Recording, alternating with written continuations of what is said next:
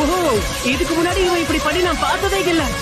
வினோதமா சத்தம் வேற கேக்குது. இது என்ன டெக்னிக்னே தெரியல. ககாஷி கிட்ட இருக்கிற ஆயுதங்கள்லயே மத்தவங்க கிட்ட இருந்து எடுக்காத சொந்த ஆயுதம் இது. இந்த யுக்தி ககாஷியோடதுதான்.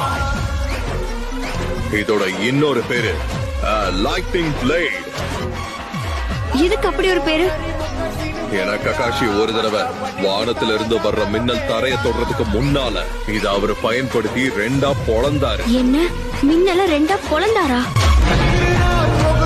ஹாகாகே ககாஷி. Download ShareChat. ஓஹோ, இதுக்கு முன்னாடி இவன் இப்படி பண்ணி நான் பார்த்ததே இல்ல.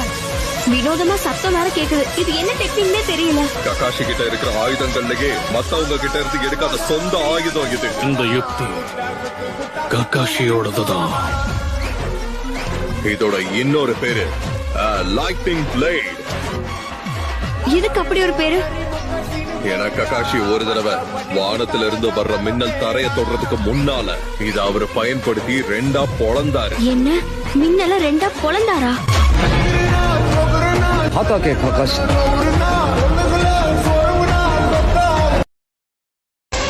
ஓஹோ, இதுக்கு முன்னாடி இவன் இப்படி பண்ணி நான் பார்த்ததே இல்ல.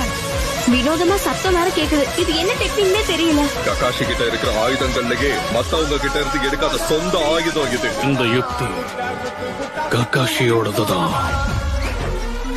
இதோட இன்னொரு பேரு லைட்டிங் பிளேட். இதுக்கு அப்படி ஒரு பேரு?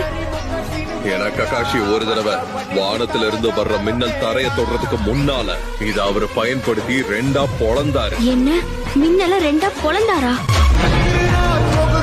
ஹாகாகே ககாஷி.